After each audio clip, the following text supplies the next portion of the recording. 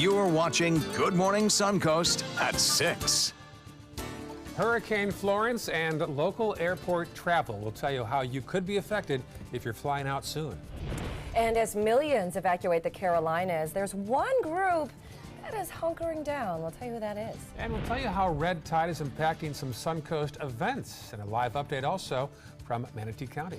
Good Morning Suncoast starts right now, and good morning. It is 6 o'clock. Glad you're with us. I'm Ray Collins. And I'm Stephanie Webb. Thanks for waking up with us this morning. Let's get right over to the weather with John Scalzi. Man, those storms rumbled through yesterday. Becky Nomayaka reported 2-inch rainfall yesterday as the storms built in inland areas moved to the coast and exploded with lightning and thunder for about a solid hour. Those storms produced pretty good rumbles of thunder and lots of lightning around. We don't have a whole lot going on right now, but it wouldn't be a bit surprised to see more thunderstorms a little bit later today. We have temperatures across the region generally hugging the mid to upper 70s most everywhere, and our rain chance is at about 20 to 30% later this evening. We'll talk about that coming up in a few. Back to you guys. All right, John, talk to you soon. Checking first alert traffic now. There's the scene. First off on Cortez, some congestion there in both directions around the beaches. Also 301 southbound as you cross over State Road 70. Farther south, here's the scene in the northern half of Sarasota County. 301 southbound, some issues there as you get past University. Bee Ridge Road, the westbound lane around Beneva, some congestion there. And then our final map to the south will show a little bit of a congestion there up at the 681 connector as you get off I-75. Well, the team at SRQ Airport is monitoring Hurricane Florence and tracking how the storm may affect flights around the East Coast. For some advice for you out there, make sure that you're signed up for email or text alerts from your airline if you do have any flights scheduled around the East Coast in the next couple of days. That way you're going to get a heads up on any delays or cancellations. Our advice to passengers would be to check with their airline, especially starting tomorrow afternoon. You may start to see some impacts from the storm depending on how it moves. And then certainly Friday, by the looks of things, is when it'll have its biggest impact on the coast there. And now, currently, SRQ has 3 flights going to Charlotte, 7 to Atlanta, and 1 to Washington, D.C. daily. As millions evacuate the Carolinas, one population that will ride out the storm, the wild horses of North Carolina. More than 200 of them run wild along the Outer Banks. Many folks are concerned that they won't make it through the storm, but the manager of the Corolla Wild Horse Fund says it's not their first rodeo.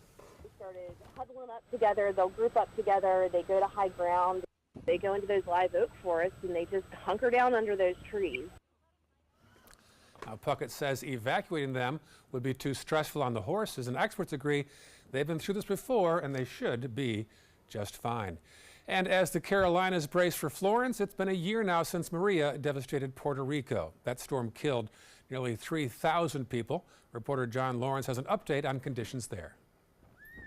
Hurricane Maria struck Puerto Rico in September 2017. It was the first Category 4 hurricane to hit the island head-on in 85 years. I think that Puerto Rico was an incredible, unsung success. President Trump also said in a tweet that the administration did an unappreciated great job, but others disagree. I'm sorry, sir. Shame on you. You did not do a good job in Puerto Rico. If he thinks that 3,000 people dying on his watch is a good news story or is an unsung success, you know, nobody's going to be singing his praises. The administration did a horrific job with the recovery, and the president's completely out of the circle of reality when he says they did a fantastic job in Puerto Rico. One problem recently discovered, 20,000 pallets of water that were sent to Puerto Rico sat on an unused runway. Puerto Rican officials say the water will probably be returned. It was just such a powerful storm. I do think the president has been, I think, overly criticized for his response. I think that the FEMA director and others who were there, I think they did everything they possibly could. FEMA officials say they've made some changes to procedures in the year since Hurricane Maria. I'm John Lawrence reporting. And now they're keeping a close eye in Puerto Rico on Tropical Storm Isaac, which could pose a threat in the next few days. Well, this week marks the first anniversary of Hurricane Irma tearing through South Florida, but it also means it's been a year since 14 people lost their lives just days after the storm at a Hollywood nursing home. Now, 12 of the 14 deaths were later ruled homicides, but no one was ever charged. Families say FPL is to blame for not showing up until long after the nursing home had been evacuated. But state officials say administrators at the home didn't have the proper generators in working order. FPL says it urged customers to call 911 if it was a life-threatening situation. Now, all of that, now a year later, that nursing home is one of the hundreds across the state still without generators. Here on the Suncoast, some Sarasota County residents want commissioners to reduce the requirements on short-term rentals, including Airbnbs. Residents say the county is aggressively cracking down on anybody who rents out their home for less than 30 days. They're asking the county to allow for Airbnb rentals to be weekly and preferably daily. Sarasota County has made nearly $1 million in the past year on Airbnb taxes. It wouldn't be just do a free-for-all. It would be basically let's make some regulations, let's make some efforts to keep it under control, but still allow it so we still generate income for the businesses that are struggling right now, especially with red tide. There would be no siesta key, as I said, except for a bunch of rich people who had big houses. But I think also it's an invasion of people's property rights and their privacy. After hearing the comments, Sarasota County commissioners took no action so far. Well, there's a new high-tech tool to help keep residents in Sarasota County a little safer. The sheriff's office has put their first drone into action. Take a look at this. The drone is the first for any law enforcement agency in Sarasota County. Yesterday, deputies put it to the test. They staged a missing child operation where deputies were called to Nathan Benderson Park to look for a missing 12-year-old boy wearing a red shirt that disappeared during a crowded event. Now, instead of having deputies have to search on foot, the Dragonfly Commander drone was launched and within minutes was able to spot the missing boy. It's certainly not going to be a substitute for our Air 1 vehicle, our helicopter. What it will do is offer supplemental overwatch, if you will, during the inclement weather events. And right now there are 3 deputies that are trained to operate the $40,000 drone. Well, red tide has been forcing organizers to make changes to upcoming popular events here on the Suncoast. Our Rebecca Fernandez has the latest on events that will be affected this month alone. So we plan our events a year in advance. We have all our volunteers lined up, vendors are lined up, the bands are lined up, the sponsors. We're all really, really excited about it. So at this point, we're just going to keep an eye on the beach. There are more than a dozen events planned throughout the next month in Venice, but some of them are being washed out because of red tide, like the city's monthly 6-mile bike ride that was canceled this week. But others are staying with the tide. This weekend's Battle of the Bridges Rowing Regatta, which is being held in Venice for the very first time, is still on for Saturday. Red tide has presented a little bit of a problem for us because it hasn't been an issue in the past. They have decided to shorten the duration of the event to only 4 hours from 8 a.m. to noon instead of the entire day. Safety is our #1 priority. We want our athletes to be safe. So that's why from day one, we've been consulting with Boat Marine, with other agencies to make sure that the entire part of the race is safe for our boaters. It's one of the reasons why this waterway was picked, is for safety, to make sure our athletes are safe. And since conditions had improved tremendously, organizers of the yearly Venice Beach Bash were hopeful they were in the clear. But Mother Nature turned the winds back, and the red tide is back on our beaches. Keeping a really close eye on it. We're still planning to host it on the 22nd. If we do have to make a change to the event, we will make that decision around September 19th, and the decision will be to postpone it to a date where the red tide clears up. All right, in search of a new job? Well, you're in luck. Today, Lakewood Ranch is hosting a career fair. The Sarasota Job Link 2018 will host more than a dozen employers who are going to be hiring right on the spot. Jobs are available in the medical field, teaching, sales, technical, customer service, and in the trades as well. It's going to be located at the Even Hotel on Lake Osprey Drive from 10 this morning until 1:30. Don't forget to bring your resume. There will be interviews right there on the spot. 6:09 right now, still ahead. We are tracking Hurricane Florence and the latest shifts overnight in intensity. We're going to take a look at its strength now, the path, and the expected impact when we come back. But first, here is a live look at North Carolina. Oak Island looks very peaceful. The proverbial calm before the storm, perhaps, John Scalzi. Yeah, you notice those flags at the end of the pier standing straight out. The winds are starting to pick up there, and I think the surf will start to pick up as well this afternoon. We're looking at temperatures that are generally going to be about where they were yesterday, with about a 20% chance of an afternoon shower or two. Kids at the school bus stop should have no problem this morning as they are picked up. We're looking at a temperature of about 76 degrees under partly sunny skies. And then this afternoon, scattered inland storms, but a 9 out of 10 chance once again today of an outside recess. We'll be right back with forecast. My name is Luke Perry, and I am 1 million strong. I'm in the fight against colorectal cancer because I believe we can win it. Colon and rectal cancers are the second leading cause of cancer deaths among men and women in the U.S. Colon cancer is preventable. Know the risk factors and make sure to get screened. There are simple, take-home options available. Take control of your health. Screening for colon cancer isn't embarrassing. It can be life-saving. To find out more about your options, visit fightcrc.org. Picking out a new ceiling fan? That's a do-it-yourself.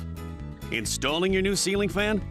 No. That's a don't do it yourself. For ceiling fans, rewires, or anything electrical, play it safe. And call on the trained electricians from your locally owned Mr. Sparky. It's no accident that so many of our customers are repeat customers.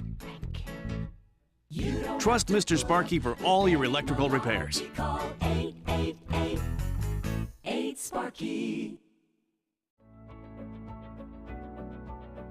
Our nurse, Jennifer, all we did is pick up the phone if I was having a bad day, and the next thing we know, she was here at the door. I can't believe that I would have received any greater care anywhere. From that moment on, everything changed dramatically. And I don't know what we would have done without that.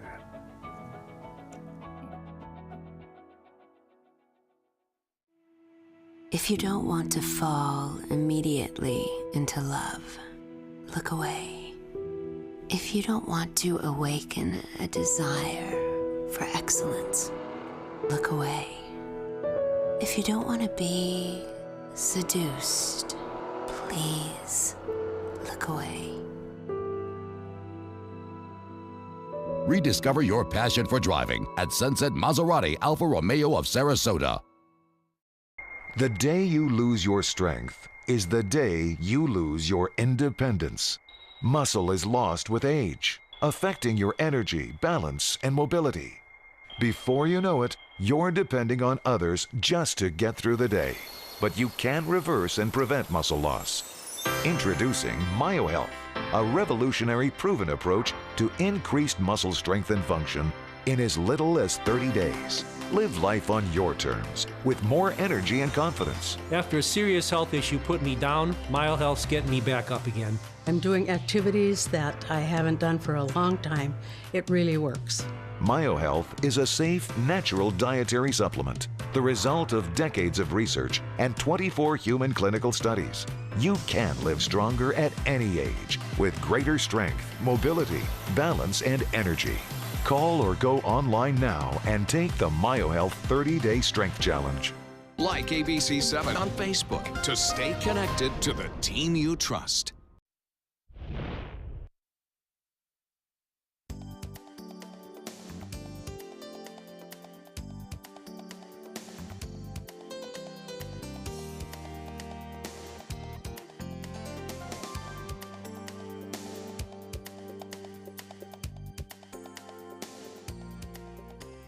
Now your ABC7 First Alert Weather Forecast with meteorologist John Scalzi. 77-degree air temperature. That east wind still continues at about 5 miles per hour. That's important. One, for the timing and direction of our storms later in the afternoon, but also because it kind of takes that red tide toxin in the air and blows it back out to sea. Well, that's about to change. We're looking at a 20% chance of showers this afternoon into the evening hours. Again, building inland, drifting back to the coast, similar to what we saw last night, although I do think today the sea breeze will move a little bit further inland as the winds will become a little bit lighter, and that easterly wind flow will start to kind of lighten up a little bit and maybe even start to shift as we head into the afternoon, creating a stronger sea breeze. So not much going on right now on radar. That's about to change. Again, we've got 4 named storms out in the Atlantic.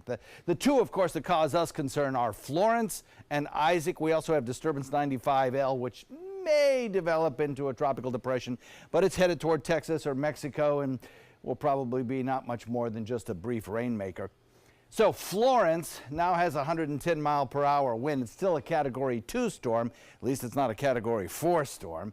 It is forecast, however, to slow as it gets closer to the coastline. And again, it'll be in a precarious place anywhere from Wilmington up through Morehead City in a concave kind of area of the North Carolina coastline, allowing the water to really pile up, aggravating the storm surge situation there. But again, at least it'll be a weaker storm. All the models are in really good agreement on the track of this storm, so not much changing there. If you look at the radar signature now from the storm, it's now in range of radar. You can see that there's kind of an open spot on the eye wall. That is not a signal of a strong storm. It's being sheared by a southerly wind, and we may see some decrease in intensity. Storm surge all up and down the coast of 1 to 3 feet and possibly some beach erosion, but it's really in these two rivers of Cape Fear and Pimlico where we're likely to see the highest storm surge. But it has been reduced over the last 24 hours from about a 15-foot or better storm surge, which still exists in some parts of the river, especially at the origins of the river. But most of the area now is in the anywhere from 9 to 12-foot storm surge category, so that's a little bit better. Still plenty high enough to do lots of damage, though. Isaac is the storm we were watching. This storm, I think, has some pretty good news associated with it. 45-mile-per-hour winds, still getting some good wind speeds out of this, but boy, it looks ragged on satellite imagery. It's just not showing any deep convection, no signals of strengthening. Moving into an area of higher shear. Hurricane Center says, and it certainly seems right to me, that there's reason to believe that this could just absolutely degenerate and fall apart over the course of the next 2-3 days. So that's good news. Anyway, they do keep it as a low-pressure area on Monday, just to the south of Cuba, but it may not even be on the maps by that time. In fact, some computer models take it and move it into just an open wave in very short order, just kind of a mass of moisture that moves through the Caribbean. So maybe some good news there. Of course, we'll keep an eye on it and let you know what the updated forecast is right straight through the weekend. I encourage you to keep tabs on that storm system. West wind coming in at about 10 knots, turning to the east during the night at about 5 knots, lightening up, and then probably returning to a westerly wind as we head into tomorrow. We'll look for lesser rain chances for a couple of days because of the dry air around the periphery of Florence, kind of sinking into the picture here and reducing rain chances. But then as Florence sinks south on its track, maybe even into Georgia, we might pick up a few of the rain showers on the outer periphery of the storm as we head into Monday and Tuesday of next week. Back to you. All right, thanks so much, John. Let's take a look outside and check your first alert traffic out there this morning. So far in Manatee, not too much going on. A little bit of a slowdown going from on State Road 64 if you're heading toward Bradenton, but not too bad there overall. And then in Sarasota County, those roads are not looking too bad. No real big delays. Fruitville, a little slow right now as you're headed towards 75. And then if you're headed toward a little bit farther south, maybe toward Port Charlotte, 75 and 41, both of those are still running pretty smooth as of 6:17 this morning. That's your first alert traffic. And now to Hurricane Florence, closing in on the Carolina coast. The storm now a Category 2. ABC's Emily Raw is tracking the latest weather conditions from Wilmington. From Maryland to Virginia, the Carolinas, and now even farther south to Georgia, millions are bracing for Florence. It's going to be frightening. It's a scary sight, and it's not going to be good what's going to be coming. So. With the window to evacuate now closing, please leave now. Hospitals in Myrtle Beach racing to get patients out of danger after the storm shifted south. We're trying to get everybody out, and as such, we're shutting the hospital down. Those left near the coast hunkering down. Tom Pale, a commissioner in the Outer Banks, estimates hundreds of residents are staying put. The people who are living here and make a decision to not evacuate are making that decision with full knowledge of what that means. The massive system is churning closer and could bring a deadly storm surge. A 13-foot wall of water predicted in some areas with a 1-2 punch of up to 40 inches of rain. Hopefully all these houses will be here when we get back because, I mean, we love this beach. We live here year-round. Officials worried about flooding at this nuclear power plant in North Carolina, along with 15 other reactors in 3 states, as the eye of the storm swirls closer. Florence is still moving slowly, and people along the coast are prepared to be without power for days or even weeks. In fact, armies of power crews are already headed to the southeast, anticipating mass outages. Emily Rao, ABC News, Wilmington, North Carolina. Spent a lot of time on the Outer Banks of North Carolina when I lived in Virginia. A lot of those houses are built to hurricane standards. We'll see if that's enough this time. I agree. We spent a lot of time growing up going to Hilton Head Island. Same thing there. Everything was built up on stilts. And I know, pray for all of them right now. Still ahead on Good Morning Suncoast. We're going to have an update on the mother and her 3-year-old little boy who were attacked by a giraffe in South Africa this morning. We're going to hear from the grandfather on their condition. Plus, Marla. The Florida Fish and Wildlife released its latest red tide report after taking samples from Sarasota and Manatee County beaches. What that report reveals, that's coming up at 6:30. Thank you, Marla. Talk to you then. First, here's a live shot from Myrtle Beach, South Carolina. Not much to see there right now, but certainly changes are coming. You're watching Good Morning Suncoast right here on ABC 7. Conquer your next adventure. Get a new Jeep at a great price during Jeep Adventure Days at Sunset Dodge Chrysler Jeep Ram Fiat in Sarasota. Shop the area's largest selection of new Jeep Wranglers, or get the most awarded SUV of all time, a new Jeep Cherokee, for as little as $19,999. Find the path to your next great adventure in the all-new Jeep Compass for just $17,999. Better prices, bigger selection. Go to Sunset Dodge Chrysler Jeep Ram Fiat in Sarasota today. Everything all right? Actually, you know how Tom had knee surgery? Sure. We found out Brad's been taking his painkillers. And it turns out he's been doing it for a while.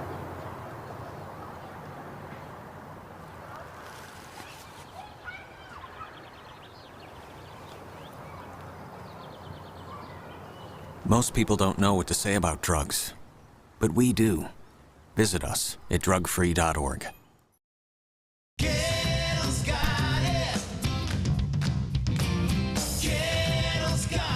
Gettle's got what you're looking for at Gettle.com. 17 new car brands, over 1,000 used vehicles, prices and payments you can afford. Credit help if you need it, and they pay cash for your old car. Plus, Gettle Pre-Owned Certified Plus means buying with peace of mind. Need service? Gettle's got that too. Gettle's got it. Visit Gettle.com.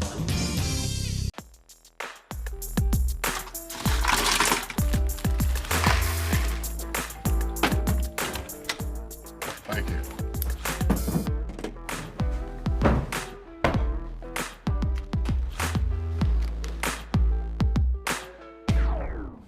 You got a king? Go fish! It only takes a moment to make a moment. Take time to be a dad today. My name is Stephen Jaffe. The law firm's name is Farmer Jaffe. One of the beautiful things about Julius is he's always smiling, and it becomes infectious.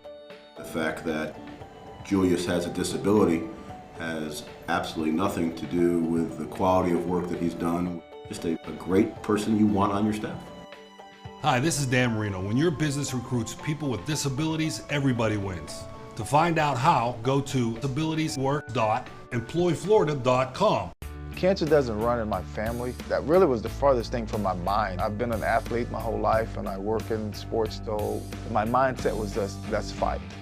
So our stories are all unique, so whatever you're going through, ask questions, get information, and be involved. Don't ignore the signs. Join the fight. I'm Tony Beasley, and I'm a stage 2 colorectal cancer survivor.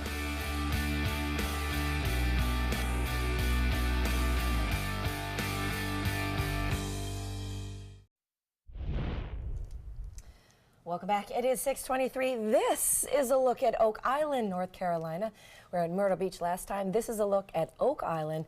Again, as Ray was saying earlier, sort of like that calm before the storm that it's like all you can do at this point is just wait to see what comes ashore. And then, what do you know, John Scalzi points out the flag there at the end of the pier that he shows the high wind already going on there. Yes. He's like a detective. Interesting shot. Well, I'll tell you what, in the tech world, Apple's biggest day of the year did not disappoint. Supersize, please. Apple has upgraded the iPhone 10. The XS Max, say that 10 times fast, is 6.5 inches. That's the biggest and most expensive smartphone ever, with a big old price tag of roughly $1,100. They also unveiled a smaller version at 5.8 inches. Now, both of those upgrades include 12 megapixel cameras, good pictures with bigger sensors.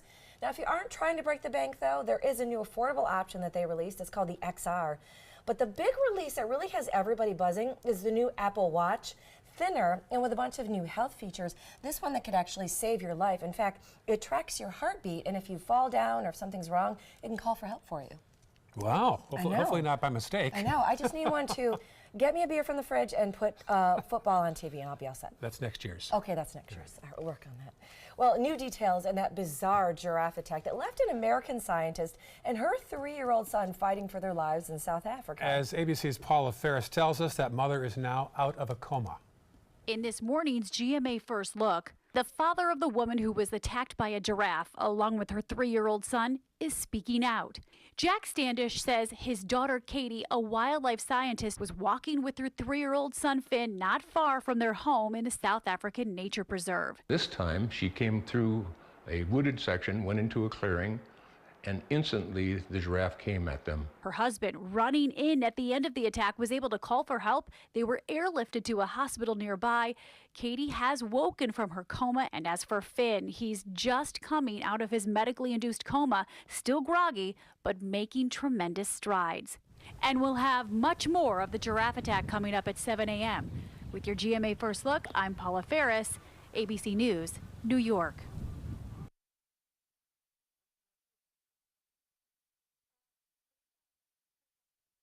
To most people, I look like most people. But on the inside, I feel chronic, widespread pain. Fibromyalgia may be invisible to others, but my pain is real. Fibromyalgia is thought to be caused by overactive nerves. Lyrica is believed to calm these nerves. I'm glad my doctor prescribed Lyrica. For some, Lyrica delivers effective relief from fibromyalgia pain and improves function. Lyrica may cause serious allergic reactions, suicidal thoughts, or actions. Tell your doctor right away if you have these, new or worse depression, unusual changes in mood or behavior, swelling, trouble breathing, rash, hives, blisters, muscle pain with fever, tired feeling, or blurry vision. Common side effects: dizziness, sleepiness, weight gain, swelling of hands, legs, and feet. Don't drink alcohol while taking Lyrica. Don't drive or use machinery until you know how Lyrica affects you. Those who've had a drug or alcohol problem may be more likely to misuse Lyrica. With less pain, I can do more. Ask your doctor about Lyrica. If you're eligible, you could pay as little as $25 a month. Ready to open up new opportunities as an electrician? Don't do it yourself. Team up with Mr. Sparky instead. We're locally owned and looking for people like you. We offer our electricians great perks that you just won't get going it alone. And whether you're an apprentice, a master electrician, or somewhere in between, we have a spot for you. Best decision I ever made. Apply online or call today. You don't have to put up with any malarkey. Call 888-8-SPARKY. Get more for your money at Sunset Subaru in Sarasota. Subaru vehicles hold their value better than any other brand for 2018, according to ALG. And Subaru is Kelley Blue Book's most trusted brand for 4 years running. The Subaru Outback is an IIHS top safety pick for 10 years running. Lease a new Subaru Outback today for just $249 a month, or get 0% financing with 0